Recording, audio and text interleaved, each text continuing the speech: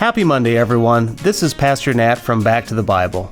Today, on our 5-minute Bible teaching, we're going to help you resist the darkness and engage the light by talking about how we can use self-control. Do you have a fence at your home? At the home we just moved from, we didn't have a fence in our backyard. Now, on one hand, this was great because our kids could go from one yard to the other, and the neighbors can travel from one house to the other without any type of hindrance or barrier. But I'm going to tell you, the moment that our neighbor's dog got out to go to the bathroom, I wished I would have had the fence. You see, that dog had no self-control as to where it went to do its business, so that barrier would have provided great control for my life. The reality is, we all benefit from having barriers and self-control. Listen to how Proverbs describes a person without self-control. A man without self-control is like a city broken into and left without walls. You see, a person without self-control is exactly like my backyard when the invading dog approached. It was just like the city that had been broken into because it had no walls to protect it. A lot of us today do not operate with proper boundaries and restraints. We lack self-control and life seems to just pee all over us. But you see, the problem really wasn't with the dog. The problem was actually with me. I didn't have the proper barriers in place to protect my property and my things. The same is true for us today when we lack self-control. You see, the Netflix series really isn't the problem. The problem is we lack self-control, so we binge watch TV shows we probably shouldn't be watching and we kill our weekend. The alcohol isn't really the problem. The problem is we don't have one beer, we have a 12-pack in a night. The problem isn't really with the supersized value meal. The problem is we chose to eat it.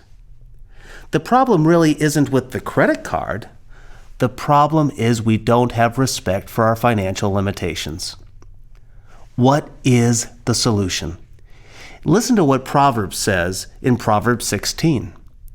Better to be patient than powerful. Better to have self-control than to conquer a city. According to Proverbs, we need to be patient.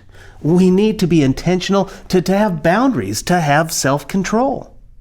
I get it. I struggle with all of these impulses as well. The writer of Proverbs says it's better to have self-control than to conquer a city. In other words, you could conquer a city, but if you're not king, you're not going to be satisfied. I mean, think about it in modern terms. We'd all like to have the biggest house, but what if we can't afford it? We'd all like to be able to throw down a whole pizza, but guess what? You're going to pay for it on the scale, or you're going to have to search your pockets for Tums. There's a cost. We would all like to coast all weekend, but we can't do that without a real cost to our lives. Wherever it is in your life that you are struggling with self-control, trust me, you're not alone. We all struggle with it, but we know that there is a benefit to having boundaries. We know that there is a benefit to having limitations. It benefits our pocketbook. It benefits our waistline. It simply benefits our whole lives. But most importantly, when we live by boundaries, it glorifies God. Even God has boundaries, and so should we. Today, my challenge to you is to ask yourself a very simple question. Will what I'm about to do or say take me closer to my goal of honoring God, of accomplishing my financial goal, of becoming healthier, of becoming a better spouse or parent? And then ask God for help to make the right decision. If you ask yourself this question and ask God for help in accomplishing it, you'll be on track to accomplishing your goals and defeating your self-control dilemma. Thanks for walking with me today. If you found today helpful, please share this podcast with your friends on social media or through text message. Plus, if you want to go even deeper, be sure to go to backtothebible.org and click on the Daily Forward. Until next time, stand firm, stand faithful, and stand on God's Word.